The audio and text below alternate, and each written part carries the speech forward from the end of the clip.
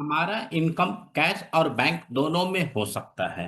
Generally हमारा एक सवाल होता है, अगर मैं इनकम कैश में जनरेट करता हूं कि कितना इनकम मैं कैश में डिपॉजिट कर सकता हूं, बैंक अकाउंट में डाल सकता हूं। इसी पर डॉक्टर सुष्मिता का सवाल है कि मैं पिछले 3 सालों से रिटर्न फाइल कर रही हूं और मैं हर साल अप्रॉक्स 7 लाख के आसपास का इनकम जनरेट करती हूं। तो क्या ये जो 3 साल से 7 लाख का पर ईयर का इनकम है, तो टोटल हो गया 21 लाख रुपया। तो क्या मैं इस 21 लाख को आज की डेट पर कैश डिपॉजिट कर सकती हूँ या नहीं? और अगर करती हूँ तो क्या इनकम टैक्स डिपार्टमेंट हमें सवाल नोटिस भेज सकता है या नहीं? सवाल आपके जवाब हमारे सीरीज में हम आपके बिजनेस से रिलेटेड, आपके कंप्लायंस से रिलेटेड, आपके इनकम टैक्स, जीएसटी, आपका वेल्थ मैनेजमेंट, पोर्टफोलियो ऑडिट और सक्सेशन प्लान बिल्स के रिगार्डिंग सवाल देते हैं। और मैं Manish Kumar Sinha cross business boundary में आपका स्वागत करता हूं और आप सभी से अनुरोध है कि आपका कोई भी सवाल हो रिलेटेड इस टॉपिक से आप हमसे पूछ सकते हैं, जहां पर मैं आपके डाउट और आपके सवालों का सॉल्यूशन दूंगा। सुष्मिता का सवाल यही है कि क्या जो मेरा 21 लाख रुपया कैश इन हैंड है, क्या मैं उसे इस साल इनकम टैक्स में नोटिस आएगा कि नहीं अगर मैं बैंक में डिपॉजिट करती हूँ? तो सबसे पहले आपको ये देखना पड़ेगा कि जो आपने लास्ट ईयर का आईटीआर फाइल किया था, क्योंकि लास्ट ईयर का आईटीआर अभी आपने 2024 का फाइल किया होगा या ज्यादा से ज्यादा 2025 का भी कर दिया होगा, क्योंकि आईटीआर 4 तो आ चुका है और आप सभी को मालूम है कि इस साल 31 जुलाई से डेट बढ़ा के 15 सितंबर कर दिया गया है। जब आप आईटीआर फाइल करते हो तो यहाँ पर एक इंफॉर्मेशन मांगता है, बैलेंस इन कैश और बैंक। तो क्या आपने कैश इन हैंड में 21 लाख रुपया अपने आईटीआर में दिखाया है? अगर लेट्स एज्यूम कि आपने इस साल का आईटीआर में कैश इन हैंड मात्र 3 लाख दिखाया है, 4 लाख दिखाया है, तो आप खुद जवाब दो कि जब आपके पास कैश इन हैंड ही 3 या 4 लाख रुपया है, तो आप 21 लाख रुपया कैसे डिपॉजिट कर सकते हो? तो ये आपको एक चेक करना पड़ेगा लास्ट आईटीआर में कि आपके कैश इन हैंड आपके जो आईटीआर में है वो कितना लिखा हुआ है। इसके बावजूद आप उसको एक्सप्लेन कर सकते हो कि सर किसी कारण से मैंने इसको डिटेल समझ नहीं पाया, समझ नहीं पाई, इसलिए मैंने 3 या 4 लाख रुपया लिख दिया। लेकिन इनकम टैक्स डिपार्टमेंट आपसे ये सवाल बहुत ही आसानी से पूछ सकता है, जहां पर आपको एक्सप्लेनेशन देना पड़ेगा। क्योंकि इनकम टैक्स डिपार्टमेंट जैसे ही किसी साल में 10 लाख से ज्यादा कैश डिपॉजिट होता है, तो उनके पास एक पॉपअप आता है बैंक से, और उसके आधार पर इनकम टैक्स डिपार्टमेंट आपको एक नोटिस भेज सकता है, क्योंकि एक जो 10 लाख का सेविंग अकाउंट में लिमिट है उससे ज्यादा आपने कैश डिपॉजिट किया है। आपको रिप्लाई देना पड़ेगा, क्योंकि एक बार डिपार्टमेंट ने नोटिस भेजा, चाहे वो नोटिस सही हो गलत हो, आपको रिप्लाई देना पड़ेगा। एक बार आपका रिप्लाई सेटिस्फाइड कर देता है with all explanation, all proof कि आपके पिछले 3 4 सालों का इनकम है, तो आपको फिर इस पर कोई टेंशन लेने की जरूरत नहीं है। लेकिन नोटिस आने के बाद आपको रिप्लाई देना ही पड़ेगा।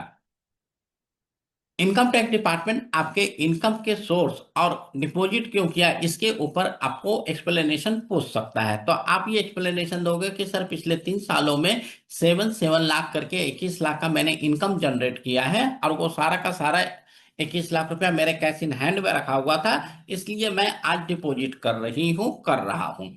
इनकम टैक्स डिपार्टमेंट फिर आपके उस रिप्लाई के फर्दर रिप्लाई में ये भी पूछ सकता है कि आपको इतना कैश इन हैंड घर में रखने की क्या जरूरत थी और आज आप बैंक में क्यों जमा कर रहे हो। तो इसका भी एक सेटिस्फैक्टरी आंसर आपको सोच के रखना चाहिए। हो सकता है ये इनकम टैक्स डिपार्टमेंट पूछे या ना भी पूछे।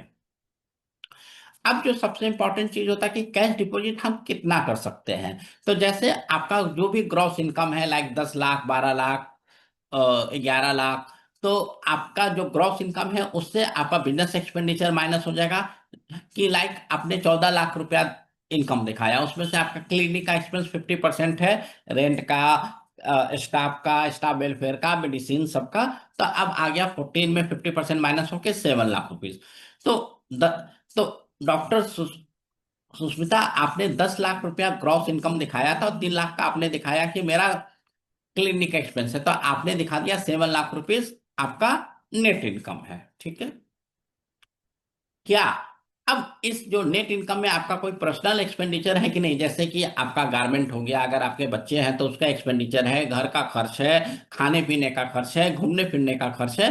तो लेट्स एज्यूम कि आपने यहाँ पर 2 लाख रुपया पर्सनल एक्सपेंस किया, तो अब बचा 5 लाख रुपया। तो अब आपके अनुसार इस सिचुएशन में आपके अनुसार 7 लाख कैश इन हैंड नहीं हुआ, सिर्फ 5 लाख है। तो अब इस 5 लाख को, या हर साल का यही सिचुएशन है, तो आपके पास अवेलेबल कैश सिर्फ 15 लाख हो सकता है, और आप 15 लाख रुपया बैंक में डिपॉजिट कर सकते हो। इनकम टैक्स रिटर्न जब आप रिटर्न फाइल कर रहे हो, क्योंकि आप प्रोफेशनल हो और प्रिजम्पटिव में रिटर्न फाइल कर रहे हो, तो आपने 4480 सेलेक्ट किया होगा और वहां पर 50% आपने डिस्क्लोज किया होगा। जो आपके केस में 50% से ज्यादा आप इनकम डिस्क्लोज कर रहे हो, क्योंकि आपने कंसीडर किया था 10 लाख टोटल नेट इनकम जो क्लिनिक में कस्टमर से आया, 3 लाख का आपने एक्सपेंडिचर दिखाया, 7 लाख। लेकिन यहाँ पर एक और क्वेश्चन उठता है, क्या आपके यहाँ जितने कस्टमर आते सारे के सारे कैश देते हैं? जो पिछले 4-5 सालों में यूपीआई का जमाना आ चुका है, तो कोई आपको यूपीआई नहीं कर रहा है, चाहे वो भीम यूपीआई हो, चाहे गूगल पे हो, या पेटीएम हो, या बैंक के थ्रू। तो ये एक सोचने वाली बात है। अगर नहीं, आप ऐसे सिचुएशन पर हो, ऐसे लोकेशन पर हो जहां पर लोग कैश देना ही पसंद करते हैं, तो इट्स ओके। लेकिन ये थोड़ा सा मानना इनकम टैक्स के लिए पॉसिबल नहीं होगा। ग्रॉस रिसीट नेट इनकम मैंने बता दिया कि आपका ग्रॉस रिसीट 10 लाख था, 3 लाख रुपया आपने क्लिनिक में खर्च किया, तो आपका आ गया 7 लाख रुपीज। अब इस 7 लाख के ऊपर आपका 3 लाख रुपया खर्च करने के बाद आ गया 7 लाख रुपीज। अब आपको क्या करना है?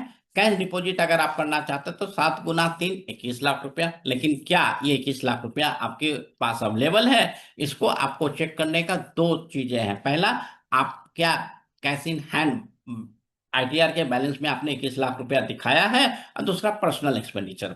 तो पर्सनल एक्सपेंडिचर पहले आपको डिसाइड करना है कि आपका कोई है या नहीं।